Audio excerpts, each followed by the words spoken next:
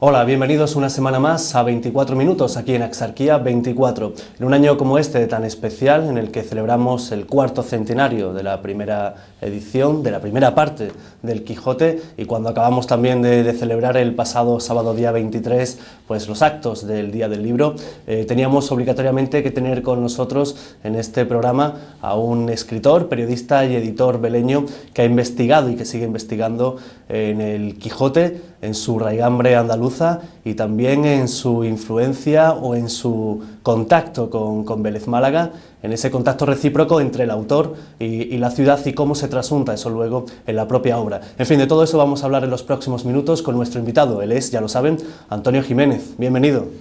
Buenos días, José María. Antonio, cervantista, te han llamado también Quijote. ¿Te sientes Quijote? ¿Es un mal tiempo, una mala época para ir de Quijote por la vida? Bueno, pero yo prefiero de entrada, más que sentirme, pues que de alguna forma pueda prefigurar de alguna manera la intención quijotesca. Pero quiero decir que, por cierto, y que nadie se escandalice, porque es una cosa de tipo universal, es de alguna forma una referencia de un tipo humano, de una manera de estar en el mundo, que precisamente por eso es la gloria terrible del Quijote, porque son el mundo, se puede decir de alguna manera, el ser humano, que por un lado es Sancho Panza, que es el pegado a la realidad, el sentido común estricto y estrecho, ¿verdad? Y después ya el ancho y loco del Quijote, que lo único que quiere decir es ambición, ilusión, esperanza posiblemente desmedida, pero siempre hermosa. Por lo tanto, el que uno pueda, o yo se me pueda estar... Hombre, prefiero un poquito, porque para Sancho Panza creo que ya tengo bastante, o sea que un poquito de... nunca está mal. ¿Cómo llegas al Quijote, Antonio? Porque después vamos a profundizar en eso, en tus estudios, pero ¿cómo llegas? ¿Cuál es tu primer contacto y cómo te marca? Llego al Quijote de una manera no puntual, no concreta. O sea, el Quijote está en mi universo, no en mi entorno exactamente. O sea, mi madre es una persona que tenía una cultura realmente más bien de persona densa, una cultura densa más que erudita. Ella fue maestra y tal, estudió en su tiempo y era muy brillante. Y entonces todo eso de alguna manera, hay una sensibilidad, hay algo que me llega desde siempre, nunca me es ajeno, nunca me es extraño la figura, o sea, lo que es eso del Quijote, ¿no? Eso del Quijote, y el libro del Quijote y la lectura por trozos, por cosas que te encuentras o lo que sea, tal, nunca me fue ajeno, nunca por colegio, por eso, por la casa, tal. Hombre, ya, y si quieres entrar concretamente, porque después no se han dado circunstancias, me ha gustado tener algún Quijote, siempre, alguna vez, de vez en cuando, tal. Lo que pasa es que después hay un momento, un día de hora H concreto, en el cual yo me propongo, yo como secretario general del Centro de Estudios de la Axarquía, y en línea con las celebraciones anuales del Día de la Comarca, pues entonces cuando llega precisamente el 450 aniversario del nacimiento de Miguel de Cervantes, que era ni más ni menos que el hombre que había puesto Vélez Málaga en la obra cumbre de la literatura universal por dos veces, y hace que Vélez Málaga sea centro de operaciones de alguna forma literarias y tal, ¿no? Donde llegan los cautivos o tal. Pues, hombre, pues ese honor, eso es muy fuerte, pocas ciudades en el mundo y en España pueden contar con ese tipo de gloria, ¿verdad? Esa es la forja. En el propio Quijote. Entonces la intención era nombrar a Miguel de Cervantes Ajárquico de honor de ese año en su 450 aniversario. Y ahí se fragua el capitán cautivo. Digamos que es el momento en el que te dedicas con mayor interés o... Sí, efectivamente, pero no todavía, curiosamente, no todavía. O sea, yo además lo explico en el libro, ¿no? Entonces, donde se trataba de nombrarlo, me parece que coincidía, bueno, fue, y además eso lo realizó, estuvo Juan Fernando Ortega Muñoz, el que recibió, digamos, la banda de Ajárquico de honor en nombre de Miguel de Cervantes, ¿no? Bueno, mi intención era, hombre, hacerlo digno, o sea, éramos más gente, estábamos todos de acuerdo. Entonces yo lo que procuré personalmente era dignificar eso, que no sea así solamente pues, bueno, el detalle de la entrega y adiós que te vi, ¿no? No, y entonces entendí que Vélez Tierra de Pintores, que qué bonito podía ser ese fragmento que vi en el Quijote donde aparece Vélez Málaga, ¿verdad? Y entonces eso ilustrado por 6 o 7 pintores que son la pintura de Belén importante. Oye, que me pareció muy bonito, ¿no? Y entonces resulta que cuando yo le entro a esto, resulta que ese fragmento no es tal. No me vale, tiene que ser un fragmento más largo. Y noto que ese fragmento largo forma parte de un fragmento mayor que tiene ya sentido de historia, tiene guión, tiene sustancia en sí mismo, sustancia literaria en sí misma, ¿no?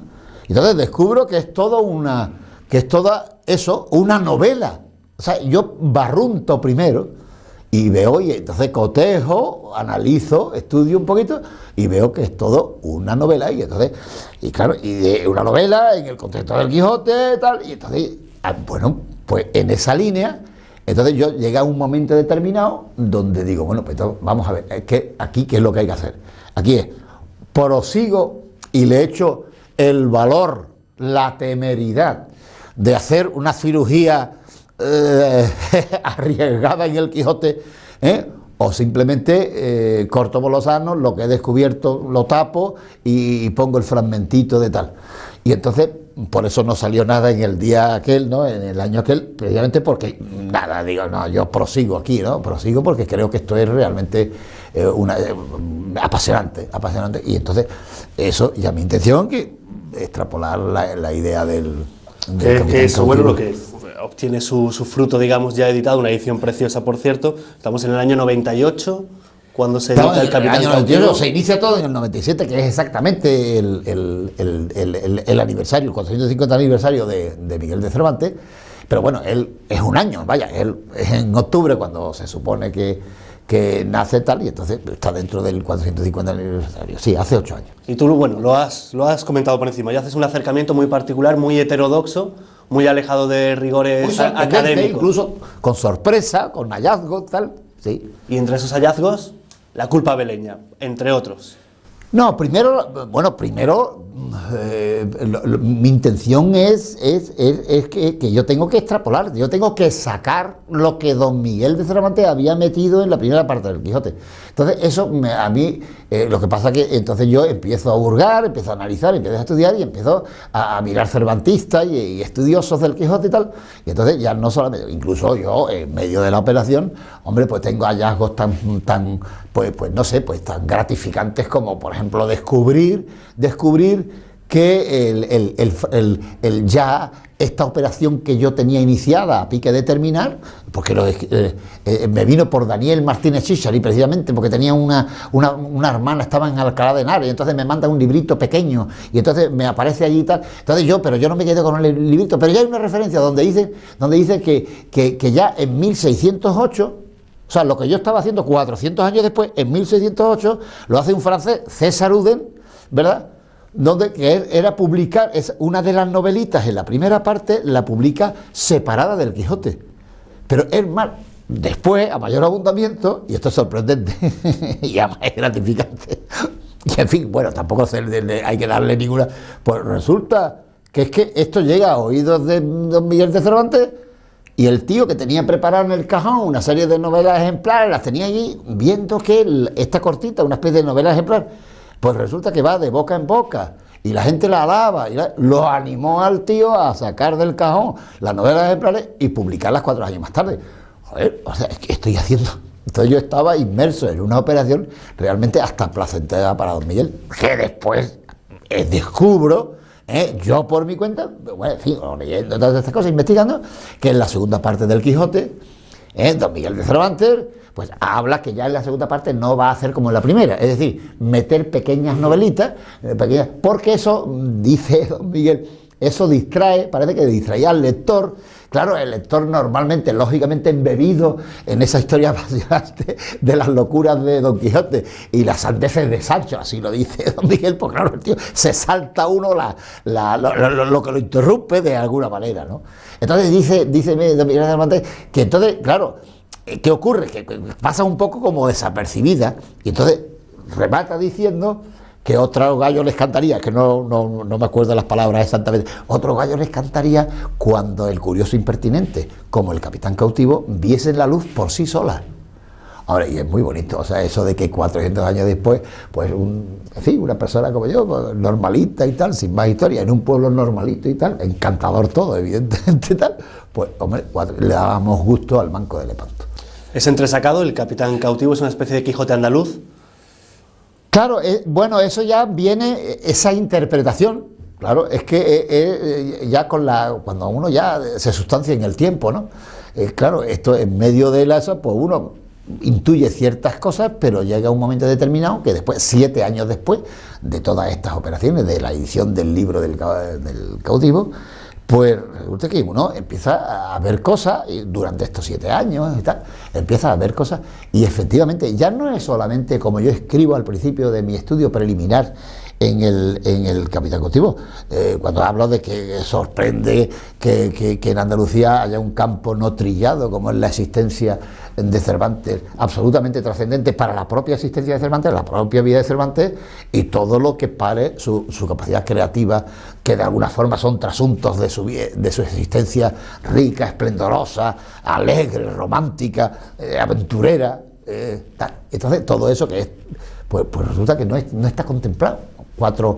Una piedra aquí, o una placa allí y tal, en Andalucía. Y entonces, efectivamente, yo ya planteo ese tipo de cosas.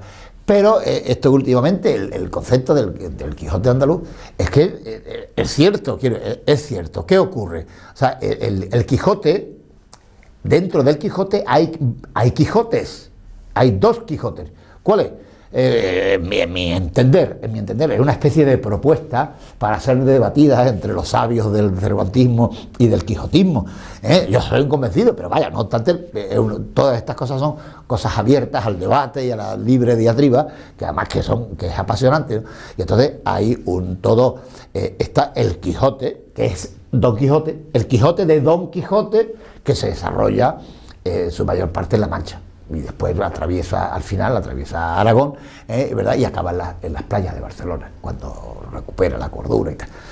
Entonces, y después hay otro Quijote, que no es Don Quijote, que es el Quijote de Ruy Pérez de Viedma, el capitán cautivo.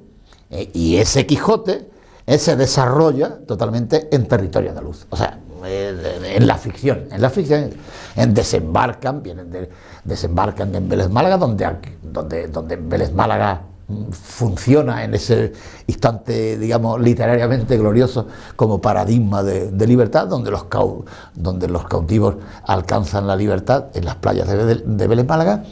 Después se marchan a lomos de mula, Ruy Pérez de Viedma y la Mora Zoraida, llegan a la venta de ¿cómo se llama?, de Sierra Morena, de Juan Palomeque, y donde cuenta su historia, y es donde entra en el universo quijotesco, ancho y largo de personajes, cuenta la historia allí en la venta, en esta venta.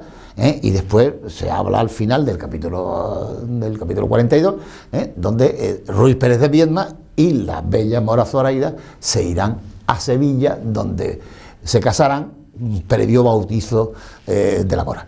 Hombre, es todo un periplo, es toda una serie de acontecimientos, es todo un territorio, un ámbito en el cual se desarrolla ese Quijote andaluz, totalmente ideado por Cervantes. Porque Cervantes trasunta su existencia en todo. Vélez aparece en el Persiles, a la cima de Cabra, no sé qué, porque estuvo allí con el hermano, y aparecen todos los pueblos, todos los sitios, y de alguna forma el tío los va metiendo a través del Quijote, de todas sus novelas ejemplares, de todas sus cosas. El tío, su vida le sirve absolutamente de inspiración para el tío abrir, unas veces de una forma o de otra, abrir el ancho campo de su creación. Perdón. La presencia de Vélez en el Quijote es constatable, y además para nuestro deleite ahí está, en el Quijote y en otras obras de Cervantes, como comentas.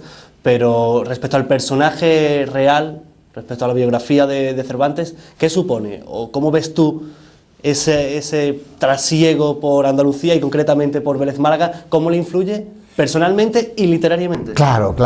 Y, es una piedra de toque absolutamente fundamental y determinante en la vida de Cervantes y en su posterior creatividad grande, ¿no? Y es que Cervantes tiene una vida que yo puedo entender muy bien, ¿no? La gente que somos, hombre, a ras de tierra, pero somos un poquito aventureros o tal, nos ha gustado la vida alegre de alguna manera, pues podemos entender perfectamente Cervantes. Cervantes es un tipo que por una serie de circunstancias, en fin, aquí no vamos a narrar en concreto, pero el tío vive la alegría de Italia con la soldadesca, que era en aquel tiempo, eran otras circunstancias, y hay momentos cumbres después como soldado, tal, donde vive la batalla de Lepanto, o sea, una vida aventurera, alegre, de joven, tal, y la francachela de todas las ciudades italianas y todo ese tipo de cosas. Pero todo eso con aire, digamos, en un sentido absolutamente esperanzador, en un sentido positivo, renacentista, de valores positivos, y todo eso lo vive, pero cuando regresa de todo eso, y yo eso lo puedo entender, lo podemos entender porque somos de pueblo, podemos entender lo que es la vecindad, podemos ver lo gratificante es contarle al vecino que yo estoy en un sitio y lo he pasado fenomenal, ¿verdad?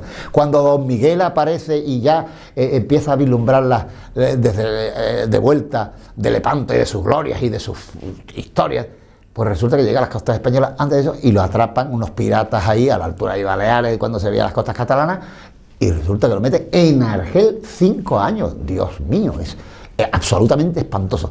Y entonces de ahí, hombre, viene cuando ya vuelve por Denia, Alicante, que no se olviden, no por aquí por la mezquitilla, como dice la piedra del ayuntamiento, que debían, por respeto al propio ayuntamiento, debían de quitarla o grabarla de nuevo, de alguna manera, ¿no? Entonces todo eso, cuando él llega y aparece en Madrid, hace algunas obras y tal, se casa, pero claro, se casa con una especie, con raigambe modesta, económicamente mal, pero con una cierta... Pero Esquivia en un pueblo de Toledo muy triste, pero yo no entiendo perfectamente que él no podía vivir allí, él tiene que ir con una ambición de luchar y tal, y eso, por eso digo, yo soy convencido que estaba sin duda enamorado de su mujer y su mujer de él, sin duda. Lo único que pasa es que, bueno, pues se van a Sevilla, y cuando llegan a Sevilla, que es la primera parte de Sevilla, todavía respondiendo a tu pregunta, todavía Cervantes vive una situación hacia adelante, esperanzada. España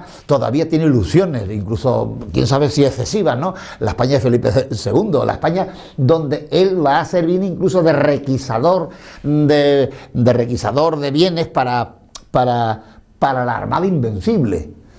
Pero claro, cuando la Armada Invencible, estamos hablando en 1587, me parece, por ahí tal, o 88, tal, sufre la derrota por aquello de los elementos que todos hemos escuchado, entonces de alguna manera se pone sobre la mesa, adquieren claridad un mundo de negatividades, y viene un pesimismo y viene una especie de decadencia, y entonces es un mundo totalmente... Y ahí entra en escenario ese Cervantes que va a entrar en el reino de Granada, que va a venir a Vélez Málaga y va a vivir los acontecimientos esos tan importantes. O sea, son dos Cervantes, uno que ha dejado la vida atrás de la alegría personal de la juventud, y también la España del imperio, la España descubridora del mundo, se ha venido abajo, lo mismo que su propia existencia después de Argel, después que no le quieren hacer favores para irse a las Américas como él pidió y tal, no se le reconoce nada.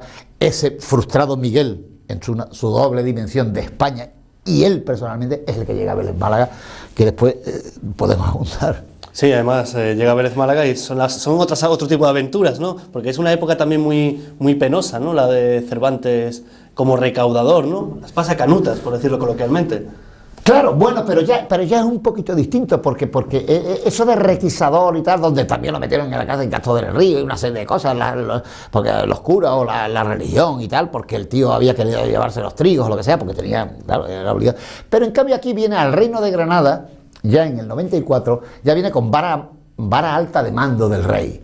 O sea, ya es un personaje, imaginémonos, es hoy. Y si viene un ministruelo de esto de los madriles aquí con tal, pues, bueno, alguien de un ministerio, en cambio en aquel tiempo tenía que ser atroz, tremendo, vara alta de mando. Entonces, en nombre de Felipe II. Entonces el tío tiene. Entonces entras en Vélez. Lo que pasa que las cobranzas que tiene, que de tercias y alcabalas de Felipe II, que le debían una serie de ciudades, entre ellas Vélez Málaga, bueno, pues viene Don Miguel y Lo que pasa es que se le complica eso que se habla se habla y que yo he puesto sobre la mesa de la culpa beleña en el Quijote, pues viene porque sencillamente no es que Vélez pagase o no pagase, que yo soy de la gente que apuesta porque Vélez pagó y de contado el resto, le dieron una letra y de contado el resto. Lo que ocurre que esos son los dineros, desencadenan una serie de acontecimientos, como es, por ejemplo, esos dineros que se lo entrega a un banquero, Simón Freire de Lima, pues resulta que el tío después, porque claro, en aquel tiempo a lomos de mula, atravesar precisamente la Mancha y todo ese tipo para llegar a Madrid, donde tenía que ajustar las cuentas en la tesorería real, resulta que el tío, pues se lo entrega, le entregan los dineros al banquero, pero el banquero quiebra. Entonces quiebra y entra en un calvario de banquero judicial, donde precisamente, como yo soy convencido de que cobró al contado un dinero de Vélez, que fue el que lo salvó del desastre 28 y de la inanición total. Es que ese proceso judicial y tal, y la lucha contra, que fue absolutamente ingrato y terrible, tener que ir a Sevilla, tal, eso él tuvo por lo menos una cierta economía cobrada al contado de Vélez Málaga que le va a permitir supervivir esa etapa terrible. O sea que realmente, pero de cualquier manera lo curioso de los dineros de Vélez es la tremenda significación que tiene.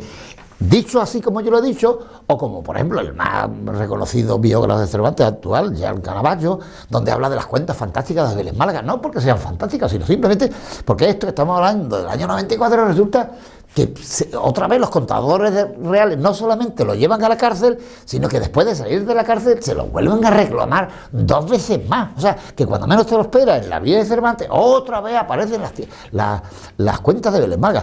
Y esto, hombre, es algo, cuando todo esto, el desenlace, el engendro de la obra cumbre de la historia de la cultura, hombre, que estés en el origen de los acontecimientos, pues Vélez tendría, bueno, esto ya hablando como vecino veleño, Vélez tendría que saber aprovechar todo este tipo de cosas. Que Vélez es principal, mire usted, pero es principal. Antonio, nuestro tiempo se va agotando. Saber aprovechar también es hacer cosas como las que se están haciendo este año en Vélez Málaga, entre ellas, como no, esta exposición de paneles que has organizado, Andalucía, Cervantes y El Quijote. Todas estas inquietudes de las que hablamos están en cierta manera expuestas, ¿no?, ahora mismo en Casa Cervantes. Pues creo que sí. Creo que he conseguido de una manera un poco sorprendente todas estas inquietudes y referencias y el plasmarlas en 17 paneles como están allí en la Casa de Cervantes. Creo que es una obra, ha salido bien, objetivamente, o sea, es agradable de ver, hay diseños de ilustraciones de Paco Hernández, de Claudio López, hay escritos veleños también, incluso de gente como Martín Galán Guerrero, Miguel Vergillo, míos propios y tal, pero también está, hombre, la crema del cervantismo y del quijotismo, y hombre, pues donde hay a modo de homenaje gratos, porque yo, ¿de dónde mamo yo? De esos sabios anteriores que han levantado el saber, el mejor saber sobre Cervantes, y yo creo que todo ahí está plasmado.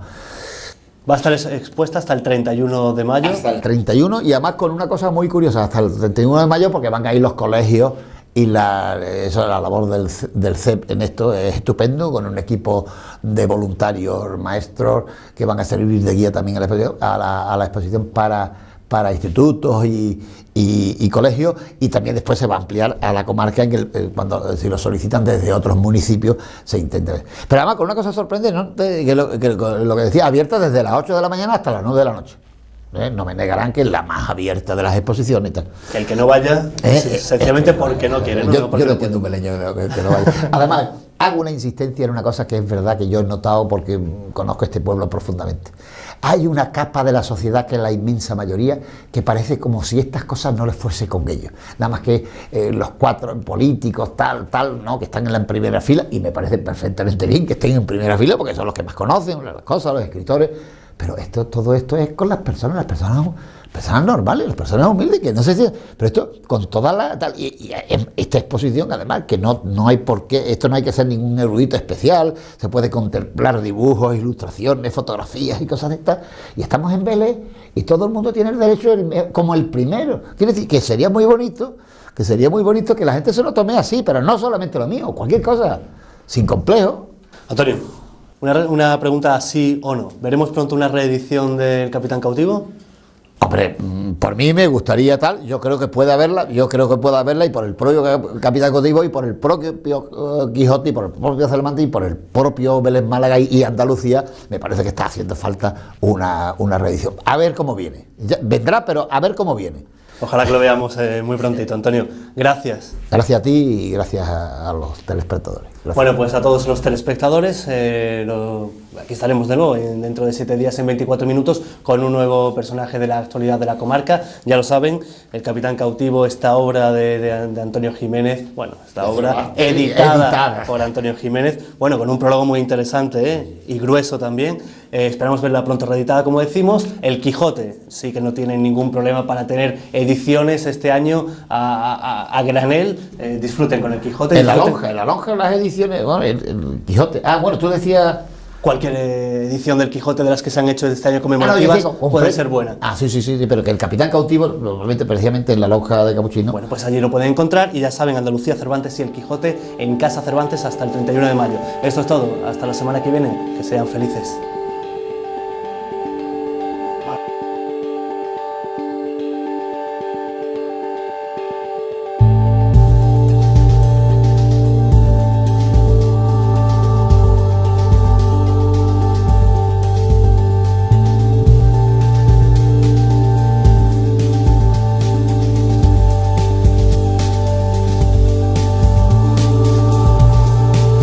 Una exposición para conocer el Vélez cervantino. Bajo el título Andalucía, Cervantes y el Quijote, las concejalías de Educación y Cultura del Ayuntamiento de Vélez Málaga inaugurarán el próximo viernes una nueva exposición dentro de los actos previstos para el cuarto centenario de la aparición de la magistral obra. A través de 17 paneles, la muestra ofrecerá un recorrido en el que se analizará la relación de Miguel de Cervantes con la región andaluza y concretamente con Vélez, localidad donde residió el escritor. Se trata de poner en valor sobre la mesa, bueno, más que sobre la mesa, sobre paneles, ¿verdad?, la que yo considero trascendente importancia de Andalucía en general y Vélez Málaga en concreto, en todo el tríptico que se puede identificar como Cervantes, el Quijote y el Capitán Cautivo. Otro organismo que colabora en esta exposición es el Centro de Profesorado de la Axarquía, que se encargará de coordinar las visitas de los diferentes colegios de la localidad y la comarca. Esta exposición está pensada también fundamentalmente, aparte de para toda la población que quiera visitarla y esté interesada en el tema, pues para que haya unas visitas de los centros organizadas, ¿no?, junto con la Concejalía de Educación. Se está preparando, o hay preparado ya un folleto, y también van a colaborar con nosotros un grupo de profesores y profesoras que van a estar allí atendiendo a los grupos de alumnos que la visiten la exposición para comentarles y explicarles el sentido de esta exposición, ¿no? El alcalde de la localidad, Antonio Subirón, ha informado de que será también el viernes cuando se clausuren los actos del centenario de María Zambrano, evento para el que el consistorio se encuentra cerrando el programa de actividades. Y otro, sin duda, el 101 aniversario del nacimiento de María Zambrano y, por lo tanto, los actos que cerrarán todas las actividades que durante este último año hemos venido desarrollando en España y fuera de España en torno al centenario de la pensadora veleña. 17 paneles para conocer al Cervantes veleño. Hasta el próximo 31 de mayo, los vecinos de Vélez Málaga tendrán la oportunidad de conocer la especial vinculación que existe entre el autor del Quijote y la capital de la comarca de la Axarquía, a través de una exposición instalada en la Casa Cervantes. La muestra ofrece un recorrido a través de 17 paneles en los que se analiza la relación de Miguel de Cervantes con la región andaluza, y concretamente con Vélez Málaga, localidad donde residió el escritor. El autor de la exposición, Antonio Jiménez, ha señalado que la misma permitirá comprobar cómo Andalucía es el marco en el que se desencadenan los acontecimientos más importantes de la vida de Cervantes. Estamos en el cuarto centenario del Quijote y tratamos de manifestar